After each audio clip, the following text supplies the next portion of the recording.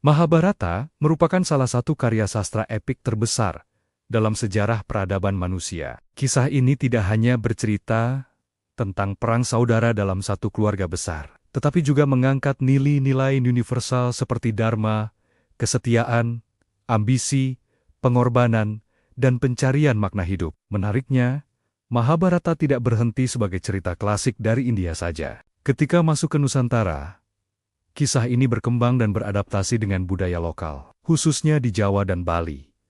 Hasilnya, lahirlah versi Indonesia yang unik, khas, dan terasa dekat dengan kehidupan masyarakat. Dalam video ini, kita akan membahas Mahabharata secara ringkas, membandingkan versi India dan versi Indonesia, sekaligus menyoroti peristiwa penting serta karakter tokohnya. Asal-usul Mahabharata. Mahabharata berasal dari India dan diyakini disusun oleh Maharesi Vyasa.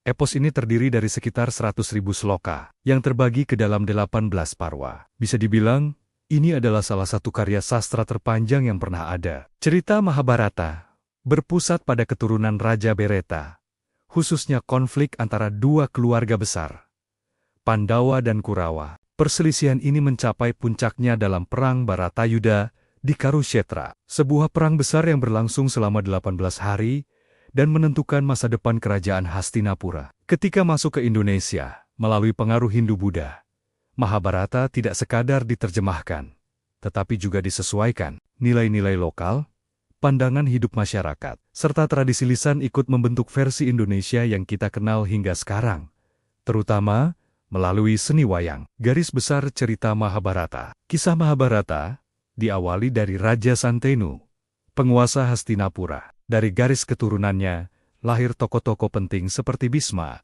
Pandu, dan Drestarastra. Pandu memiliki 5 putra yang dikenal sebagai Pandawa, yaitu Yudhistira, Bima, Arjuna, Nakula, dan Sadewa. Sementara itu, Drestarastra memiliki 100 putra yang disebut Kurawa, dengan Duryodhana sebagai tokoh sentralnya. Sejak masa kanak-kanak, hubungan Pandawa dan Kurawa sudah diwarnai persaingan. Kurawa, yang dikuasai rasa iri dan ambisi berkali-kali, berusaha menyingkirkan Pandawa, mulai dari rencana pembakaran Bel Sigalagala hingga peristiwa permainan dadu yang membuat Pandawa kehilangan kerajaan dan harus menjalani pengasingan selama 13 tahun. Setelah masa pengasingan berakhir, Pandawa menuntut hak mereka kembali. Namun Kurawa menolak, bahkan untuk sekadar memberikan 5 desa.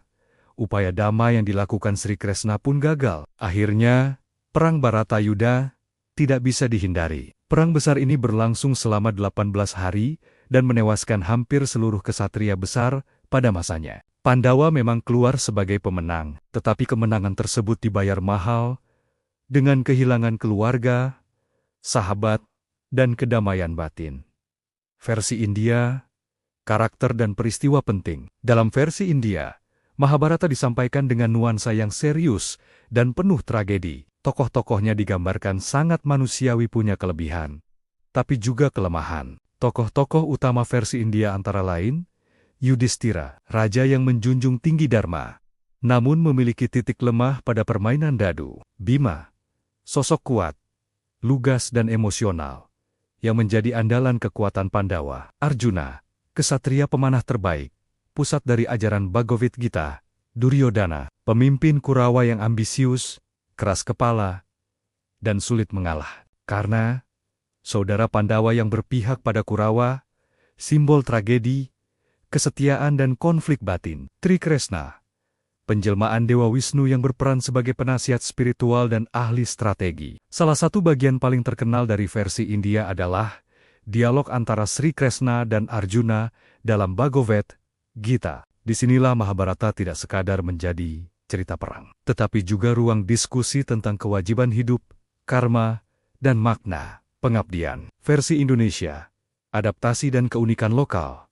Di Indonesia, Mahabharata hadir dengan nuansa yang lebih membumi. Cerita ini berkembang pesat dalam tradisi pewayangan dan menjadi sarana hiburan sekaligus pendidikan moral. Perbedaan paling mencolok tentu saja hadirnya tokoh punakawan, yaitu Semar, Gareng, Petruk, dan Bagong. Tokoh-tokoh ini tidak ditemukan dalam versi India dan menjadi ciri khas Mahabharata versi Nusantara. Ciri khas versi Indonesia antara lain, Semar, tokoh bijak yang menjadi pengasuh Pandawa, melambangkan suara rakyat dan kebijaksanaan lokal. Pandawa digambarkan lebih halus, sabar, dan dekat dengan masyarakat. Kurawa sering ditampilkan sebagai simbol angkara murka dan keserakahan. Sri Kresna lebih banyak digambarkan sebagai raja dan negarawan cerdas daripada figur ilahi semata. Dalam versi Indonesia, pesan moral disampaikan dengan bahasa simbolik, humor, dan sindiran sosial,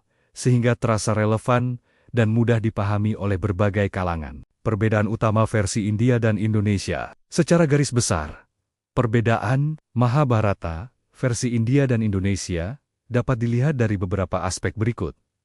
Pertama, nuansa cerita versi India cenderung filosofis dan tragis, sedangkan versi Indonesia lebih simbolis, komunikatif, dan edukatif. Kedua, penggambaran tokoh versi India menampilkan karakter yang kompleks dan abu-abu secara moral. Sementara versi Indonesia lebih tegas membedakan tokoh baik dan jahat. Sri, tokoh tambahan Punakawan hanya muncul dalam versi Indonesia sebagai media kritik sosial dan hiburan. Keempat, fungsi cerita di India, Mahabharata berfungsi sebagai teks sastra dan religius. Sementara di Indonesia, menjadi media penyampai nilai moral dan budaya.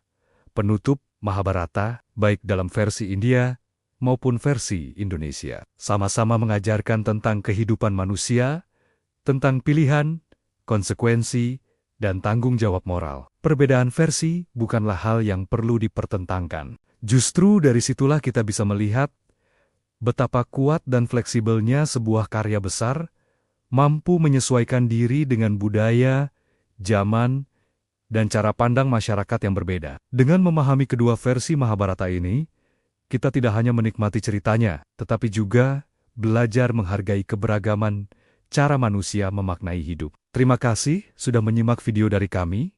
Jangan lupa share dan like ya.